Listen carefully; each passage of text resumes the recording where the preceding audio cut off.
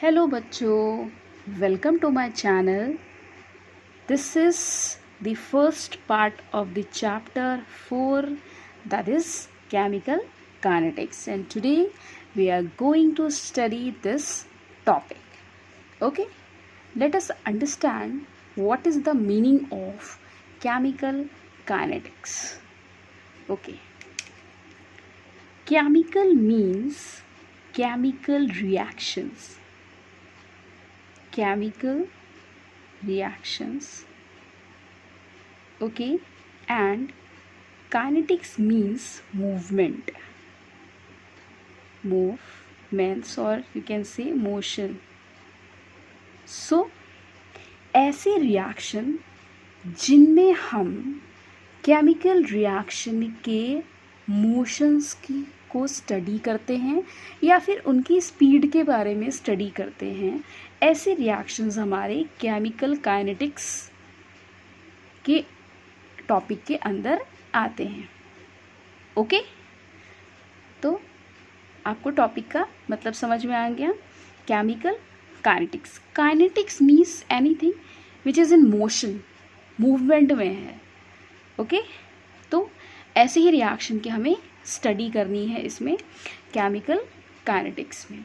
Okay, so chemical kinetic deals with the rate of reaction.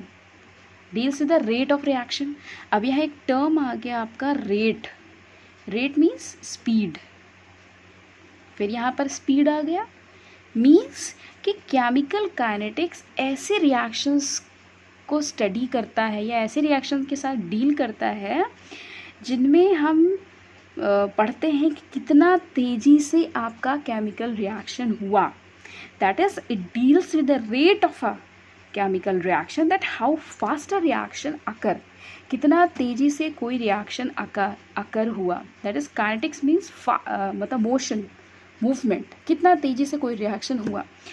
हम यहाँ पर वैसे तो अभी केमिस्ट्री में आप लोग ने पढ़ा होगा कि जो केमिकल रिएक्शन में जो प्रोडक्ट स्टेबल होते हैं उन्हीं की ज़्यादा स्टडी करते हैं, लेकिन हम काइनेटिक्स में स्टेबिलिटी नहीं देख रहे हैं. हम ये देख रहे हैं कि कितना फास्ट हमारा केमिकल रिएक्शन होता है. ओके, हम स्टेबिलिटी की बात करते हैं थर्मोडायनेमिक्स में कि हमें भले ही देर से प्रोडक्ट मिले बट हमें स्टेबल प्रोडक्ट ही चाहिए. लेकिन काइनेटिक्स में हमें क्या चाहिए? जल्दी चाहिए, फास्ट प्रोडक्ट चाहिए. ओके, तो जितने भी केमिकल रिएक्शन हैं जो कि बहुत तेज़ी से होते हैं वो हम इन केमिकल काइनेटिक्स के अंडर पढ़ेंगे. दैट कितना तेज़ी से वो रिएक्शन हो रहा है, ठीक है, और उसकी हमें स्टडी भी करनी है. ठीक है, सपोज़ कर लीजिए कई तरह के रिएक्शंस होते हैं जो कि बहुत ही ज़्यादा फास्ट होते हैं, जिनकी स्टडी भी नहीं कर सकते हम लोग. जैसे कुछ आयनिक रिएक्शंस होते हैं, सिंपल आयंस का एक्सचेंज हो जाता है और इतना फास्ट हो जाता है कि आप उसकी स्टडी नहीं कर सकते. ओके, और कुछ रिएक्शंस तो इतना लॉन्ग टाइम लेते हैं, बहुत टाइम लेते हैं. जैसे आपका रस्टिंग ऑफ आयरन हो गया, 1-2 साल लग जाते हैं रस्टिंग होने में उस पर. तो ऐसे रिएक्शन की भी स्टडी का कोई मतलब नहीं है. तो हमें ऐसे रिएक्शन पढ़ने हैं जो जल्दी भी हो जाए और जिनकी हम स्टडी भी कर पाएँ. वो सब आते हैं आपके केमिकल काइनेटिक्स में. ओके, रेट का मतलब क्या? स्पीड. किसके रिस्पेक्ट में? टाइम की. तो चेंज ऑफ एनी क्वांटिटी, कितना तेज़ी से कोई भी क्वांटिटी चेंज होती है विद रिस्पेक्ट टू टाइम, उसको हम बोलते हैं रेट. ठीक है, और जब ये रिएक्शन पे अप्लाई होती है तो क्या हो गया? Speed with which the reaction अगर, कितना तेज़ी से कोई रिएक्शन अकर हो रहा है. केमिकल रिएक्शन की बात करें तो change in concentration of reactant और product with respect to time. Okay, time के रिस्पेक्ट में concentration of reactant and product कितना चेंज हो रहा है. ओके, तो रेट ऑफ रिएक्शन किसके बराबर हुआ? चेंज इन कंसंट्रेशन, जिसको हम डेल्टा सी से डिनोट कर रहे हैं, upon change in time, that is delta T. A is the reactant which gives B as a product. तो rate of reactant क्या होगा? Minus delta A upon delta T, rate of product plus delta B upon delta T. अब यहाँ minus और यहाँ पर plus का क्या मतलब है? आप ये ग्राफ से देख सकते हैं, ये आपका कंसंट्रेशन वर्सेस टाइम का ग्राफ है. यहाँ से आपको क्लियरली पता चल जाएगा कि यहाँ नेगेटिव और यहाँ पॉजिटिव क्यों है. आप ये देख सकते हैं कि जैसे जैसे टाइम बढ़ रहा है प्रोडक्ट का कंसंट्रेशन इंक्रीज हो रहा है और रिएक्टेंट का कंसंट्रेशन क्या हो रहा है? डिक्रीज हो रहा है. तो जिस भी चीज़ का कंसंट्रेशन डिक्रीज हो रहा है उसे हम नेगेटिव साइन से शो करेंगे क्योंकि उसका कंसंट्रेशन डिक्रीज हो रहा है, और प्रोडक्ट का इंक्रीज हो रहा है इसलिए उसको हम प्लस से डिनोट करेंगे. फॉर एग्जाम्पल, अब यहाँ पर इस रिएक्शन के लिए PCl5 will give PCl3 plus Cl2.